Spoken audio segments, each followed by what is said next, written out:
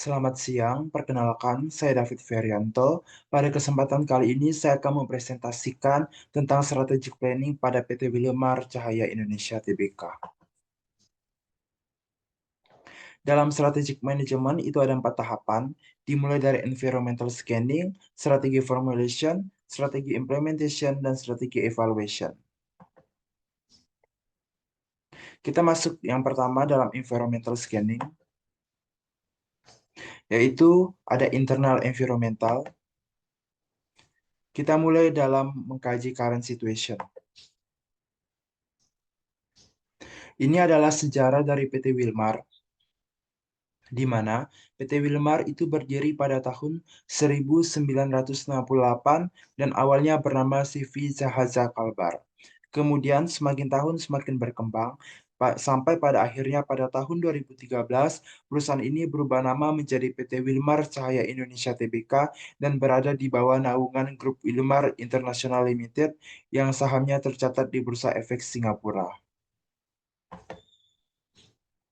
Ini adalah kegiatan bisnis dari PT Wilmar. Ada 5 produk.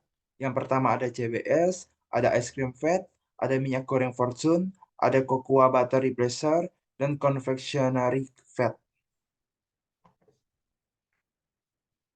Kemudian kita masuk dalam company financial ratio performance analysis. Yang pertama ada kategori liquidity ratio, di mana untuk kategori ini jika rasio semakin naik maka itu semakin baik. Kita bisa melihat ya setiap indikator kinerjanya ada 5 rasio, di mana data yang kita gunakan itu dari 2020 sampai 2022. Dan data menunjukkan untuk PT Wilmar itu hasilnya dinamis, di mana ada rasio yang setiap tahun itu meningkat, tetapi ada juga yang naik turun, artinya dinamis. Untuk liquidity ratio.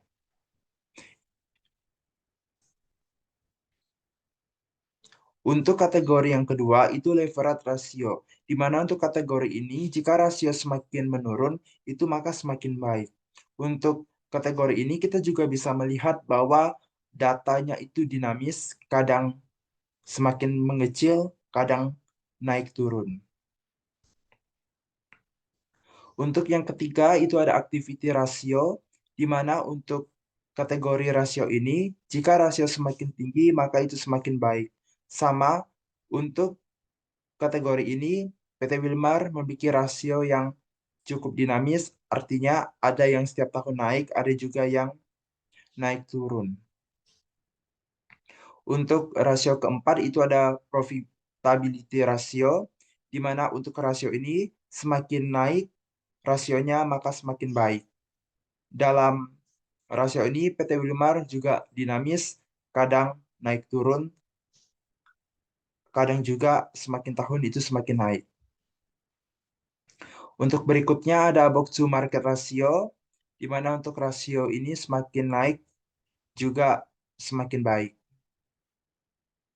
Kemudian kita masuk dalam strategic posture, di mana visi dari PT Wilmar yaitu untuk menjadi perusahaan kelas dunia dalam industri minyak nabati dan minyak nabati spesialitas.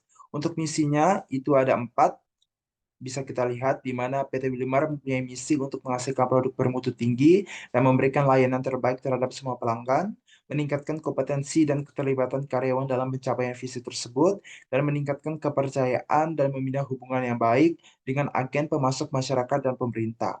Tujuannya itu adalah untuk menjadi pemimpin industri kelapa sawit dan produk-produk turunan secara berkelanjutan.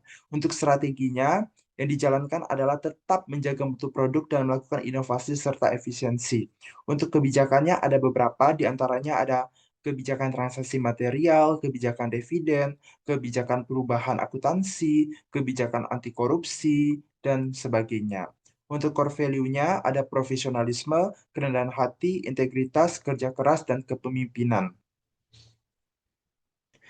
Kemudian kita masuk ke dalam struktur perusahaan, di mana ini adalah struktur perusahaan dari PT Wilmar, di mana struktur ini menurut analisis saya sudah sesuai dengan kebutuhan perusahaan dan sudah sesuai untuk mencapai tujuan perusahaan.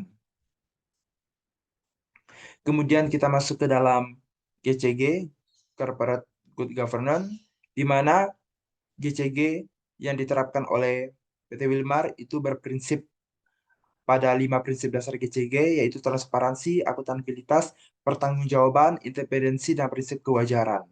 Bisnis etiknya bisa kita lihat ada menjauhi konflik kepentingan, akurat dalam membuat laporan, menjauhi suap, dan sebagainya.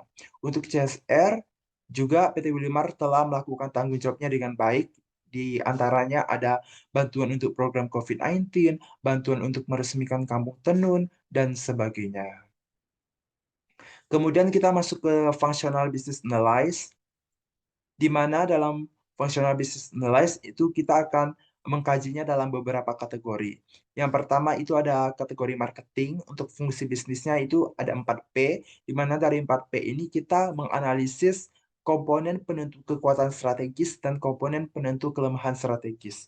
Kita bisa melihat untuk marketing dari 4P itu, untuk produk itu ada kekuatannya itu dari produk yang berkualitas, untuk kelemahannya itu kemasannya yang belum unik. Begitu juga dengan harga yang menawarkan harga yang dapat dijangkau. Untuk kelemahannya itu ada fluktuatif harga. Untuk tempat itu di mana PT Brimal memiliki lokasi pabrik yang strategis karena berada di kawasan industri, tetapi untuk kelemahannya itu lokasinya itu hanya sedikit. Sedangkan untuk promosi PT Wilmar telah melakukan berbagai macam media promosi yang sangat baik, tapi kelemahannya kurang menyasar untuk daerah-daerah kecil. Itu untuk marketing. Kemudian untuk finance, itu ada 3 fungsi bisnis yang perlu kita tentukan komponen penentu kekuatan dan kelemahannya, yaitu ada financing decision, investing decision, dan dividend policy. Di mana kita bisa melihat untuk finance seperti ini. Kemudian untuk operation itu juga sama. Untuk operation fungsi bisnisnya itu ada product design, managing quality, location selection, produksi planning and control. Di mana berikutnya itu ada HRM, di mana untuk HRM fungsi bisnis yang perlu kita analisis itu ada recruitment, ada development, dan maintenance. Dan yang berikutnya ada manajemen informasi sistem, di mana ada TPS, ada MIS, dan DSS yang harus kita analisis dan kita buat kekuatan dan kelemahannya seperti yang tersaji dalam PPT. Kemudian kita masuk dalam analisis Tiroka, di mana untuk Tiroka ini ada beberapa kategori, di mana yang pertama itu tangible resources, di mana ada finansial, fisikal, teknologi, dan operasional. Di mana kita menentukan apakah setiap resources yang kita miliki itu memenuhi FRIO. V itu variable, R itu rare, I itu intangible, dan O itu organizational. Setelah kita menentukan FRIO-nya, maka kita harus menentukan type of competitive advantage. Nah, kita bisa melihat untuk kategori finance, untuk kategori fisikal, teknologi, dan operasional, dan ini semua adalah untuk tangible resources-nya, seperti yang tersaji dalam PPT. Kemudian kita juga mengkaji untuk kategori intangible resources. Ada human resource, ada innovation and creativity, dan reputation. Sama caranya. Kemudian yang terakhir ada organizational capacity. Itu ada adaptability to consumer, ada product development process, ada HRM process. Caranya juga sama, menentukan FRIO, kemudian menentukan type of competitive advantage. Kemudian kita masuk ke dalam value chain analysis, di mana yang pertama ada primary activities, itu ada inbound logistik, itu ada pengelolaan pasokan bahan baku, kendali kualitas penerimaan bahan baku, dan pengelolaan gudang dan distribusi bahan baku. Kemudian operation itu ada pemanfaatan teknologi, ada pemantauan, dan inovasi produk. Kemudian ada outbound logistik, itu ada pengelolaan distribusi produk, ada pengemasan dan penyimpanan produk, dan penanganan dan pengiriman pesanan.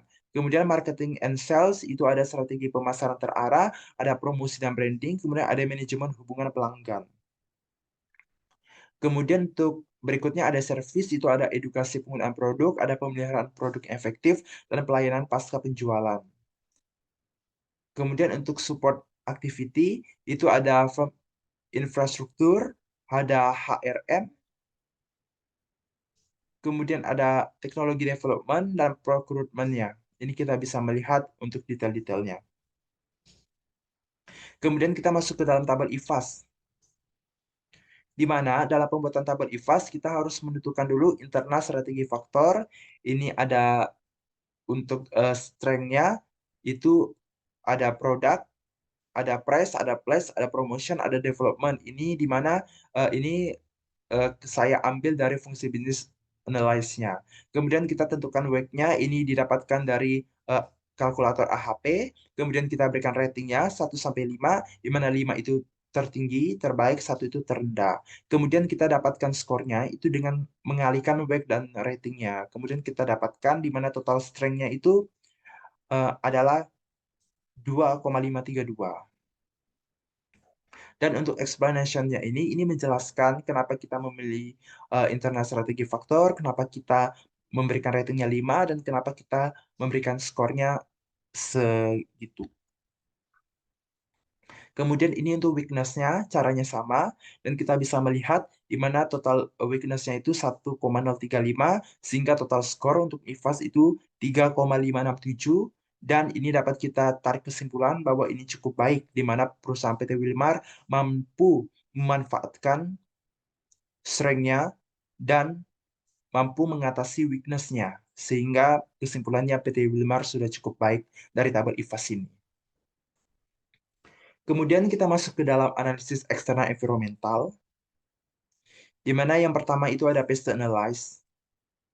Ini ada lingkungan politik dan regulasi, di mana faktor eksternal yang perlu kita kaji itu ada hukum tenaga kerjaan, kemudian kita tentukan faktor penentu peluangnya dan faktor penentu tantangannya, di mana faktor eksternal yang bisa kita analisis di sini adalah hukum ketenaga kerjaan, ada stabilitas politik, kemudian ada kebijakan tarif, pembatasan perdagangan, kebijakan layanan kesehatan. Itu untuk politik.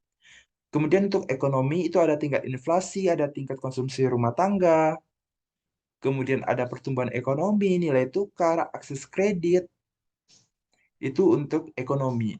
Kemudian untuk sosial budaya, itu ada demografi, ada perubahan gaya hidup, ada laju pertumbuhan penduduk, pola pembelian konsumen, dan role models.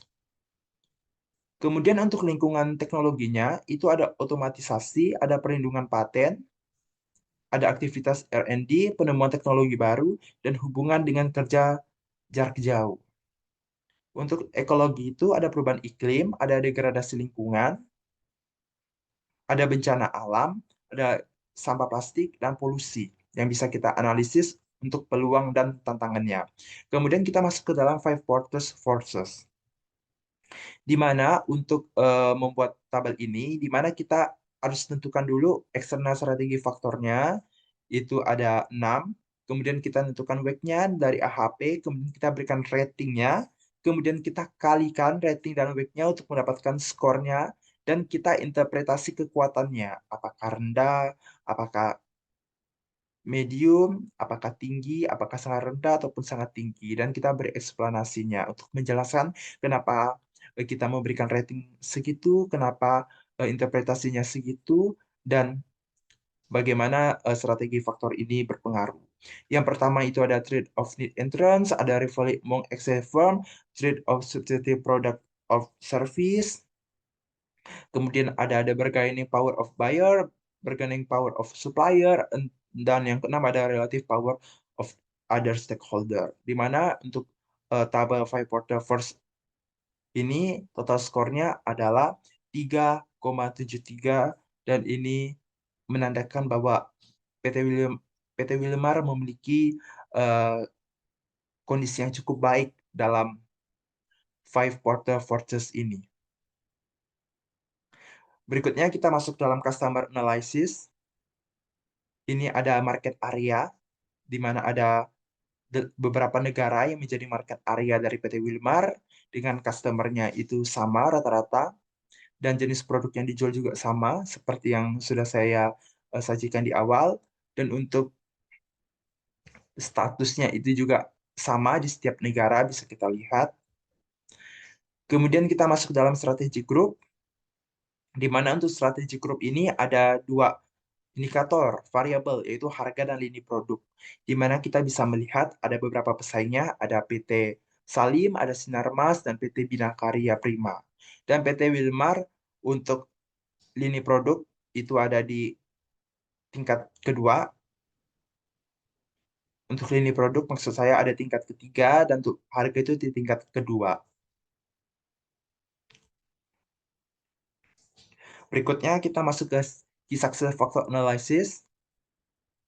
Ini kita buat dengan pesaingnya, PT Wilmar dengan pesaingnya. Untuk bobotnya itu dari AHP, untuk key success factornya itu ada people, ada operation, ada marketing, ada finance, ada inovasi. Dan totalnya kita bisa melihat PT Wilmar itu 4,39, Sinarmas 3,62, Bina Karya 4,17, dan Salim 3,77. Artinya PT Wilmar mencapai skor tertinggi. Kemudian kita masuk dalam supply chain analysis. Ini ada pemasoknya, ada PT Multimas Nabati Asahan dan PT Agronusa Investama. Dan produsen produk sejenis ada PT Petro Andalan Nusantara, kemudian distributornya ada PT Cahaya Mandiri, dan pengecernya ada Indomaret, Alfamart, Hypermart, UMKM, toko sembako, minimarket, dan supermarket. Masuk ke dalam industri chain analyze, ini kurang lebih sama dengan sebelumnya, tapi ini lebih besar skalanya.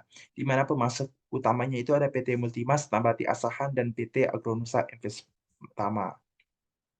Kemudian kita masuk ke dalam tabel EVAS. Ini cara pengerjaannya sama dengan IFAS, di mana EVAS kita bisa melihat untuk opportunity-nya, total skornya itu 2,519. Untuk trade-nya itu 0,891 dan total keseluruhannya 3,41, di mana ini mengindikasikan bahwa PT Wilmar mampu memanfaatkan peluang dan mampu mengatasi tantangan atau ancaman. Kemudian kita masuk tabel SFAS, di mana untuk tabel SFAS ini kita ambil untuk setiap strength, weakness, opportunity, dan threat itu masing-masing dua skor yang tertinggi kita masukkan ke sini. Ini kita bisa melihat ya untuk SFAS itu ada untuk strength-nya itu ada produk, ada promotion, untuk weakness-nya itu ada produk dan price. Kemudian untuk uh, opportunity juga, untuk trade-nya juga sama, dan kita berikan weight itu dari AHP itu harus dihitung ulang, kemudian kita berikan rating yang sama, kemudian work score itu hasil perkalian weight dan rating, dan kita memberikan durasi, artinya apakah faktor strategis ini untuk short term, intermediate, atau long term. Dari tabel SFAS ini kita bisa melihat total skornya itu adalah 4,104 dan ini sangat baik. Kemudian kita masuk ke dalam tahapan kedua, yaitu strategi formulation, di mana kita masuk dulu untuk corporate strategi. Itu ada untuk kategori growth strategi, itu ada strategi vertikal, ada horizontal, ada relate, unrelated. Kemudian untuk delay strategi, itu ada post and with caution, no change strategi, dan profit strategi. Untuk implementasinya kita bisa melihat di PPT. Kemudian berikutnya ada retracement strategi, di mana ada turnaround strategi, ada no-change strategi, exit strategi. Kemudian review of strategic business unit, itu pertama ada yang mikro, di mana kedua ada retail, kemudian yang ketiga ada korporasi, segmen lainnya, dan entitas anak. Kemudian kita masuk dalam bisnis strategi, itu yang pertama ada competitive strategi, itu ada cost leadership, ada cost focus, ada differentiation, kemudian ada first mover, ada frontal assault, ada defensive. Untuk kooperatif strateginya, itu ada collusion, ada licensing, ada affiliation partnership. Kemudian untuk functional strategi, itu kita masuk dalam kategori marketing strategi dulu. Itu ada segmenting itu mendimensinya ada dari segi geografis, demografis, psikografis, dan perilaku. Untuk targetingnya, pertama-tama PT Wilmar akan melakukan analisis pasar yang komprehensif untuk mengidentifikasi segmen-segmen pasar. Kemudian PT Wilmar akan mengembangkan strategi pemasaran yang sesuai. Untuk positioningnya, pertama PT Wilmar akan melakukan analisis mendalam tentang pasar dan pesaing untuk mengidentifikasikan peluang. Kemudian, setelah itu akan dilakukan evaluasi dan akan mengembangkan pesan pemasaran yang kuat dan konsisten kepada pasar. Kemudian kita masuk ke financial strategi. Itu ada financing, investing, dividend. Untuk operation strategi, itu ada location selection dan managing quality. Di mana ini ada cost leadership, differentiation, dan respon. Ini untuk apakah mereka memenuhinya untuk strateginya. Untuk HRM strategi, ada procurement, development, dan maintenance. Untuk other strategi, itu ada R&D strategi, purchasing strategi, dan logistik strategi. Untuk strategi alternatif mapping, kita pertama masuk ke BCG Matrix dulu, di mana BCG Matrix ini dibutuhkan PT Wilmar dan dua pesaingnya. Dan kita membutuhkan laba bersih 2021-2022. Kemudian kita buat market growth-nya, market share-nya, market share kompetitor tertinggi, dan relatif market share-nya. Udah kita dapatkan perhitungannya, kemudian kita buat tabelnya, di mana kita bisa melihat berdasarkan hasil perhitungan market share dengan market growth, PT Wilmar Cahaya Indonesia dalam BCG Matrix terletak pada posisi start. Strategi yang diusulkan untuk posisi ini adalah horizontal integration, di mana PT Wilmar akan mengakuisisi PT Sinarmas. Kemudian kita masuk ke IE Matrix, di mana IE Matrix ini kita membutuhkan total skor dari IV dan EV. IV itu 3,567 dan EV itu 3,41. Dan berdasarkan IE Matrix, kita bisa melihat untuk hasil IE Matrix-nya menunjukkan posisi PT Wilmar itu berada pada kuadran 1, yaitu masuk dalam kategori growth and build, di mana strategi yang diusulkan untuk posisi ini adalah product development. Kemudian kita masuk ke dalam TOS Matrix, di mana ini kita membuat EVAS-EVAS-nya. Kemudian untuk SO strategisnya itu ada functional strategi, itu ada HRM and marketing synergy. Untuk WO strateginya itu ada operational efficiency dan creative packaging. Untuk ST strategisnya itu ada financial risk mitigation through global diversification. Untuk WT strategisnya itu ada R&D for healthy product innovation. Kemudian kita masuk dalam strategic alternatifnya, pro and contra analysis, di mana setiap 6 strategi yang sudah ada, itu kita buat pro and cons-nya dan kita sajikan supporting datanya yang mendukung strategi tersebut. Ini kita bisa melihat untuk HRM and marketing synergy, untuk financial risk mitigation through global diversification, untuk R&D for healthy product innovation, untuk horizontal integration, untuk product development. Ini bisa kita lihat. Kemudian berikutnya, 3 strategi terpilih yaitu adalah product development, horizontal integration, dan R&D for healthy product innovation. Ini kita dapatkan dari analisis pro and cons dan berdasarkan analisis secara kualitatifnya dan dibantu oleh supporting datanya. Maka berikutnya kita buat GSBM matriknya, di mana KSPM praktiknya ini kita menggunakan key factor ini dari SFAS, kemudian kita buat weight-nya dari AHP, kemudian kita masukkan 3 strategi terpilih, dan kita berikan rating, kemudian kita dapatkan skornya dengan cara mengalihkan weight dan ratingnya. Kita bisa melihat untuk total skornya itu berapa, dan dari total skor ini kita buat ranking berikutnya. Ini kita bisa melihat rankingnya, di mana ranking pertama itu ada product development, ranking kedua itu horizontal integration, dan ranking ketiga itu R&D for healthy product innovation. Di mana setiap ranking ini kita berikan kode strateginya, di mana product development itu kodenya P1, horizontal integration itu kodenya P2, dan R&D for healthy product innovation itu kodenya P3. Kemudian kita masuk dalam strategi integration to financial aspect, di mana ini kita mengaitkan dengan rasio keuangan, di mana bagaimana strateginya dengan kaitannya dengan rasio keuangan. Ini kita bisa melihat liquidity ratio-nya, ini leverage ratio-nya, kemudian ini activity ratio-nya, kemudian ini probability ratio-nya, dan ini box to market ratio-nya. Kemudian kita masuk dalam tahapan ketiga, yaitu strategi implementation. Yang pertama, program to be implemented, di mana ada product development. Programnya itu melakukan diversifikasi portofolio produk berupa ekspansi varian minyak nabati premium.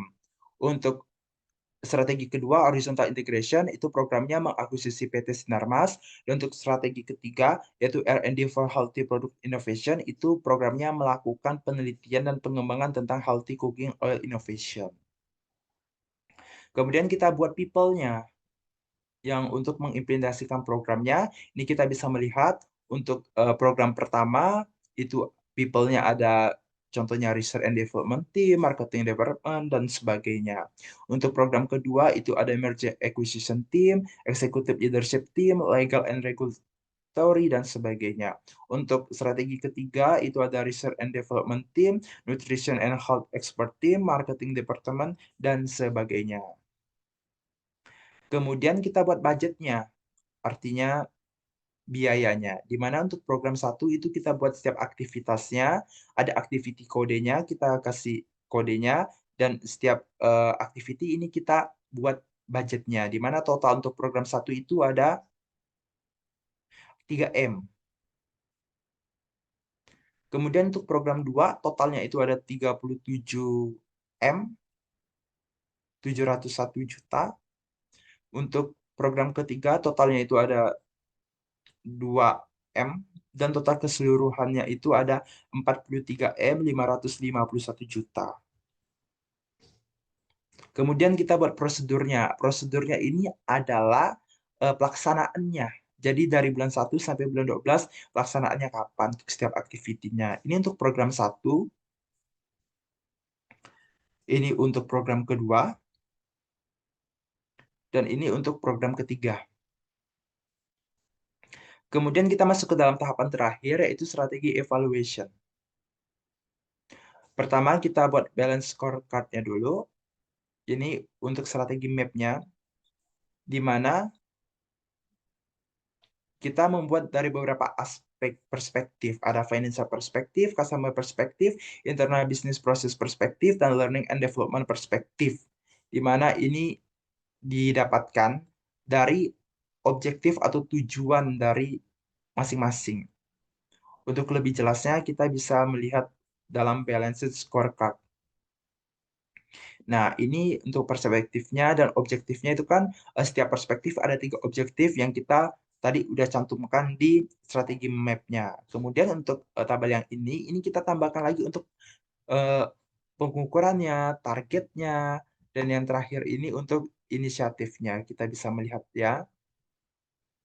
Nah, setelah kita udah membuat ini, berikutnya kita buat pengukuran secara kuantitatif. Itu ada marketing performance, itu ada key performance indicator, itu kita bisa melihat dari marketingnya. Kemudian unit pengukurannya, apakah dalam persentase, apakah dalam indeks, apakah dalam rasio, kita bisa melihat. Dan targetnya ini adalah berapa yang ingin kita capai. Ini untuk marketingnya,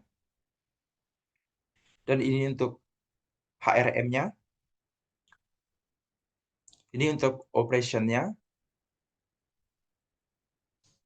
ini untuk finansialnya, ini untuk kualitatif measurement-nya atau pengukuran kualitatif. Ini kita menggunakan survei. Pertama ada customer certification survey, di mana kita akan memberikan pertanyaan-pertanyaan dan memberikan penilaian. Artinya survei lah. Ini contoh surveinya. Yang kedua, Untuk Employee Certification Survey-nya, ini contohnya. Dan yang ketiga untuk Partner Certification Survey. Ini contohnya. Demikianlah yang dapat saya presentasikan. Jika ada kesalahan mohon dimaafkan. Atas waktu dan perhatiannya saya ucapkan terima kasih.